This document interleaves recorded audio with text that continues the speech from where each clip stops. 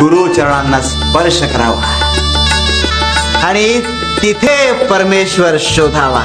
गुरुचरणांना स्पर्श केला की अहंकार नाहीसा होतो आणि आत्मा शुद्ध व्हायला सुरुवात होते. गुरुच्या पायाच्या धुळीचा एक कण असंख्य पापांना मुक्ती देतो. सगळ्या वासना नष्ट होतात.